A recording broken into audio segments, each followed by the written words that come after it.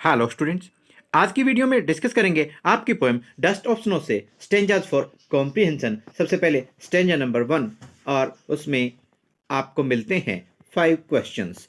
First आपका question है, where was the crow sitting? Crow कहाँ बैठा हुआ था? कौवा कहाँ बैठा हुआ था? आप आंसर करेंगे, the crow was sitting on the branch of a hemlock tree. Hemlock tree धतूरे का पेड़। तो जो कौवा है वो धतूरे के पेड़ की एक शाखा पर बैठा हुआ था। The crow was sitting on the branch of a hemlock tree. ये आपका आंसर हो जाएगा। नेक्स्ट क्वेश्चन है, what did the crow do? कौवे ने क्या किया?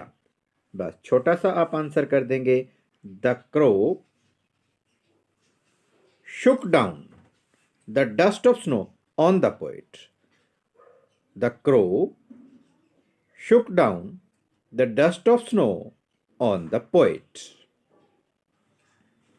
Number 3, what is dust of snow? या आप कह सकते हैं, what is the meaning of dust of snow? Dust of snow का क्या अर्थ है? तो आप यहां लिखेंगे, the fine particles of snow. इतना ही आप आंसर कर देंगे। Dust of snow means the fine particles of snow. Number 4, what does the dust of snow that the crow shakes off a hemlock tree stand for? ये dust of snow किस चीज को दर्शाती है? तो बिल्कुल छोटा सा यहां आपका आंसर होगा, the dust of snow stands for the sadness. The dust of snow stands for the sadness. Dust of snow stanza number 1 में सैडनेस को शो करती है, उदासी को दर्शाती है। Question number 5, name the poem and the poet. आपका answer होगा, the name of the poem is dust of snow and the name of the poet is Robert Frost. ये आप आंसर कर देंगे। स्टैंजा नंबर 2 पे जब हम पहुंचे, फर्स्ट क्वेश्चन हमें फिर से वही मिला, name the poem and the poet. Answer आपका हो जाएगा, the name of the poem is dust of snow and the name of the poet is Robert Frost. ये आपका आंसर हो जाएगा। अब आप देखिए next question, what had the poet thought of that day?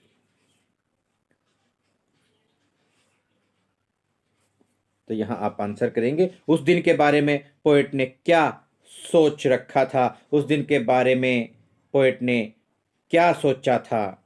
तो आपका आंसर होगा, द पोएट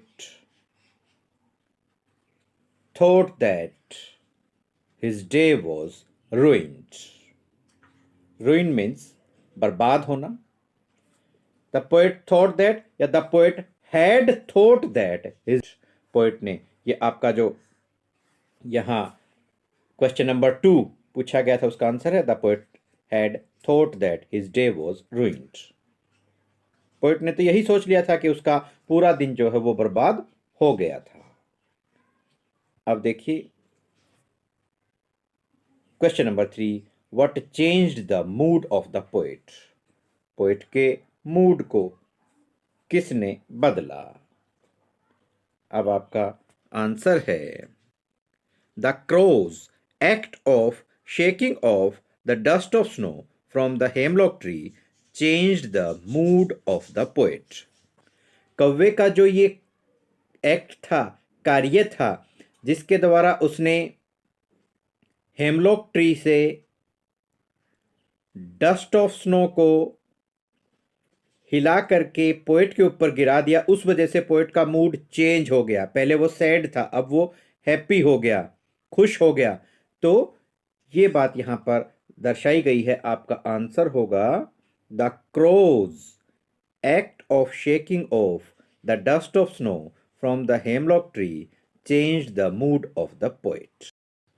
क्वेश्चन नंबर 4 आप देखिए यहां पर, how was some part of the day saved for the poet? How was some part of the day saved for the poet?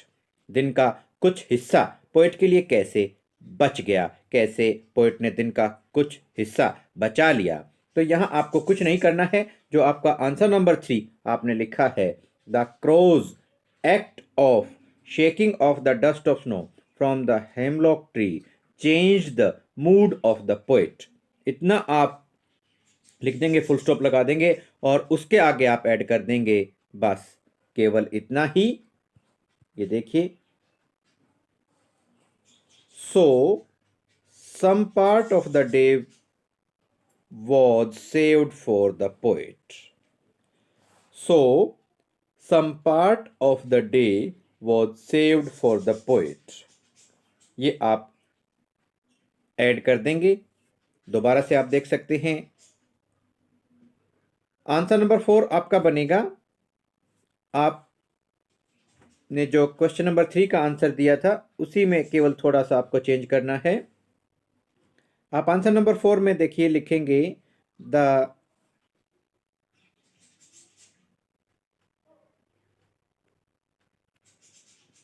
crow's act of shaking off the dust of snow from the hemlock tree changed the mood of the poet.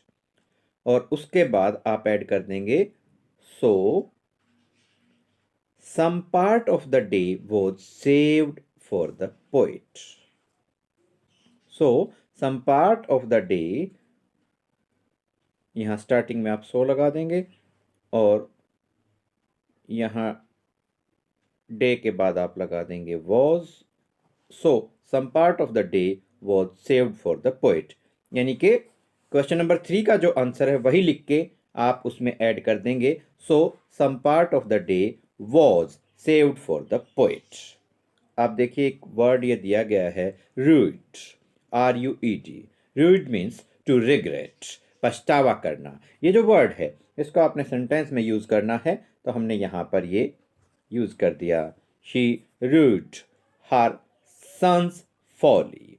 She rued her son's folly.